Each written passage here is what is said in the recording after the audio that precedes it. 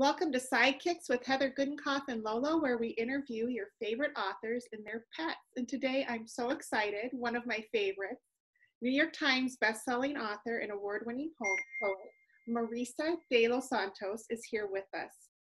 Marisa's newest novel, I'd Give Anything, has been named by the Manhattan Book Review as a work of art.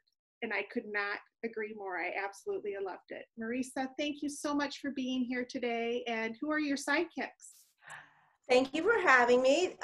These are my sweet Yorkies. This big one, he's our big dog, is Finny with his ears sticking up. And this little one is Huxley. So they are my favorite, among my favorite people. And we're all happy to be here. How old are they? They're 8 years old. They turned 8 in February. They were born on Valentine's Day, which seems appropriate to us. And they came to us in May. So we've had them for about almost exactly 8 years now. Wow. And how'd they get their names? Well, when they were, my daughter was 10. She got them for her 10th birthday. She'd been asking and asking for a dog forever. And we got her guinea pigs, and that kind of scratched that itch for very, very briefly. And then we got her dogs for her 10th birthday. So the kids helped name them. Finny is named after a character in the Hunger Games, whose name is Finnick. And then Huxley was actually the name that I gave because Huxley is named after Thomas Henry Huxley, who was a scientist and a colleague and really close friend of Charles Darwin, and they called him Darwin's Bulldog because he defended Darwin when everyone was sort of outraged by his ideas. So I'm a huge Darwin nerd. And I just thought it was funny to name, Darwin's Bulldog. He's this strapping guy, and Huxley is 4 pounds of this. Yeah. So, but they're both named after good friends. So Finnick in the book is a really good, loyal friend. So that's what we did. Oh, that's so cool. That's neat. And what do they like to do during the day? What are their favorite pastimes? Well, napping in the sun. I mean, they're dogs who are for the most part cats. Yeah. So they find. I mean, if we can't find Huxley and he's really little, and we can't find him in our house, we look for a patch of sun, and he's usually curled up in the patch of sun. And he might. Are you gonna leave? Are you gonna leave? But they love to endlessly, hopefully, chase squirrels, which they never catch, but every time they really truly believe that they will, which is very heartening to me, that kind of hopefulness.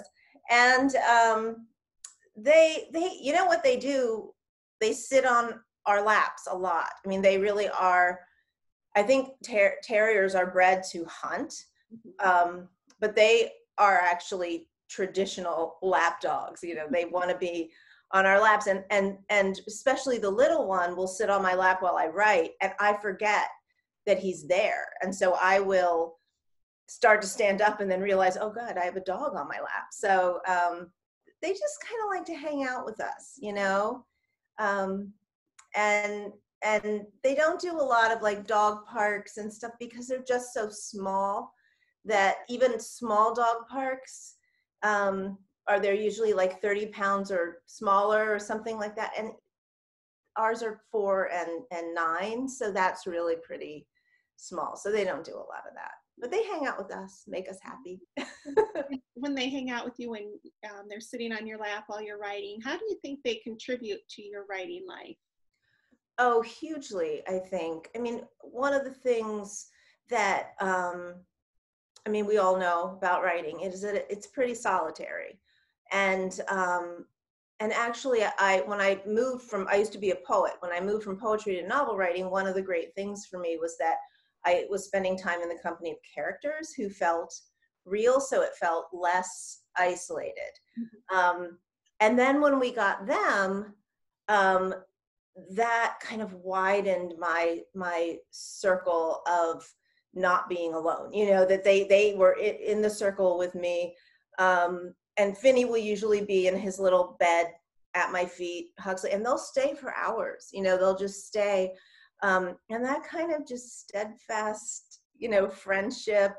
If I'm frustrated, you know, they'll look at me like, it's fine. It's all fine. You're brilliant. You're going to figure this out. And, you know, they're just always just happy to be there and very reassuring. You know how you just touch your dog and suddenly some of the like tension just floats away. Absolutely. So that comes in very handy when I'm writing. It's much better to touch a dog than to, you know, bang my head against my desk or something like that. So true. Yes. And dogs just pets put things into perspective. You know, they have everything they need, you know, right there with you. And yes, we need to remember that we have everything we need right here. So that's I think that's right. And during our stay at home, our state had a very long stay at home, and they were just they were our sunshine, you know, in our house every day. Just having them made staying home, you know, made us appreciate that we are very lucky to have this home to stay in, and that, you know, our world, you're right, that our world is full, even when it's pretty small. So do you have a favorite animal from literature, from childhood, or from even something more contemporary?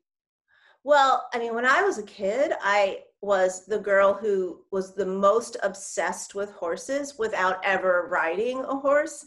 And I thought I was going to be a jockey, and I'd never ridden a horse. So I've still really never ridden a horse. But you know, the Misty of Chincoteague, all of those books, I was obsessed with. I had an imaginary friend who was a horse, you know, when I was 8. And so that was really, I think, my first love, which is funny because when I got dogs, I didn't get big horse-like dogs. I got about as opposite as you can get. But I would say that there's something just, you know, physically beautiful to me about a horse, but also just, you know, reassuring. I was a kid who was a terrible insomniac. And I can remember being up at night and thinking I'm the only person awake in the whole world, but I would pretend in my head that there was a horse in the room with me, which oddly at the time, I think now I'd find that alarming, but at the time I found that really reassuring. See that, and I think, well, with pets, like just as therapy pets, and you hear about horses being therapy pets, and organizations that open their horses up for that, and just there's something just so powerful but calming about that. So like they're very peaceful presences, I think, and so that's I mean, animals just, they give us so much just by being near. So that, I think, you know, is what's amazing. I can't imagine, I don't know why we live so long without dogs, because we grew up with dogs. Both my husband and I grew up as dogs, but then we didn't get them until we'd been married a long time. We lived in cities, so it was a little harder maybe, but we should have done it earlier. But anyway. So tell us what are you reading right now? What's on your website? Well, you know, one of the things I've been trying to do lately, while everybody else learns new skills like, you know, like French or baking or, you know, crochet, I have been trying to challenge myself in reading things that I don't always read. So I've been reading a lot of nonfiction. I I've read Just Mercy, which is this beautiful book by Bryan Stevenson. I've been, like, I think many people, trying to read some, like, How to Be an Anti-Racist. I've read, but then I've also tried to read some fiction that I'd been for some reason avoiding. When The Goldfinch first came out, I had a hand injury, and it was literally too heavy for me to read. And I read in bed, and we had the hardcover, and I would try to read it, and I was shaking. So I put it down, and I just never picked it up. You know, a lot of other books came along, and I read them. So I've been reading that, and her prose is just devastatingly beautiful. I just find it, you know, there are always books that I read where I want to just take sentences and like hang them on my wall. And this book, my wall would be covered with sentences, because they're just, you know, her prose is so gorgeous and alive. So I've really been loving that book. But new fiction I haven't done a lot of because I have such a backlog of things to read. Yeah, our stacks are getting taller and taller. And speaking of beautiful prose, you have to talk about your newest novel, I'd Give Anything. It is just... Thank you. You know, this book, an interesting thing about this book, so it's about a woman. It's told from two points of view, but the same person. So we get Ginny, who is 38 years old and has a 15-year-old daughter, and is sort of stuck in a marriage that she thought would be safe and stable. And at the moment when the book opens, is turning out to be quite the opposite. And then it goes back to her 18-year-old self, who was called Zinni back then, and her journals. And when Zinni was 18, there was a school fire, and at her school, and a tragic outcome was that one of her closest friends, there's a group of 4, they're very, very close, his father's killed in this fire. And Zinni believes she knows who said it, and this secret of knowing who said it keeps her from staying on the path. She's this sort of wild spirit and adventurous and risk-taking and creative, and she gets thrown off that path and takes a very different path, and leads a very different life from what she would have expected for herself for those 20 years. And then 20 years later, when her whole life is kind of falling apart, this secret resurfaces. And so, but the book was, I mean, I hesitate to say inspired. I think my books are always inspired by the characters. But this, and Ginny came to me first, and, you know, I lived with her for a long time, got to know her younger incarnation, got to know her daughter Avery. But this school fire that happened when my son was in 7th grade and my daughter was 9, their school, someone set a fire in the middle of the school day and burned down part of their school. No one died. It wasn't particularly scary as a parent because everything went according to plan. So they evacuated the kids. By the time we got a call, everybody was accounted for. This is a pre-K through 12th school, so it's a lot of kids, but they were all accounted for. But it was quite dramatic. You know, the whole roof caved in, and it was flames and billowing smoke, but what interested me about it and what stayed with me was that somebody said it, and they knew it was arson. It was ruled arson. And to my knowledge, they've never found out who said it. And my son is now 21.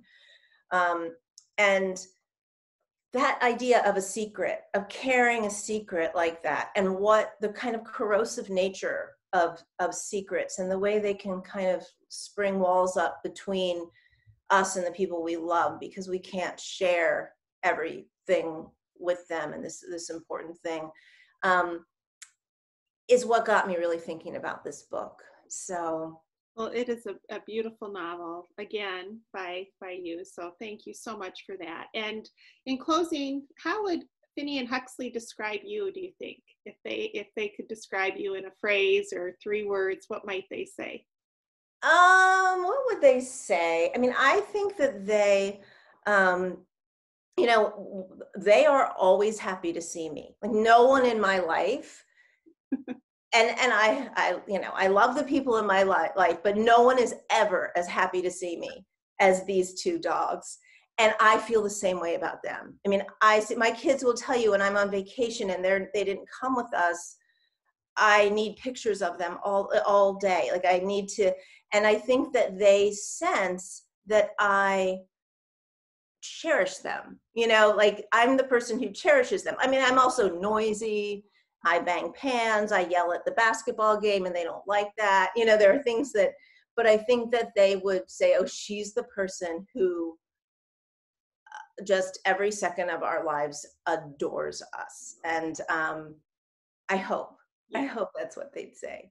Well, thank you, Marisa, so much for being here today. It's been an honor to speak with you, and I'd give Anything is out everywhere where you can find your books, and I highly recommend it. Thank you so much. Thanks so much, Heather.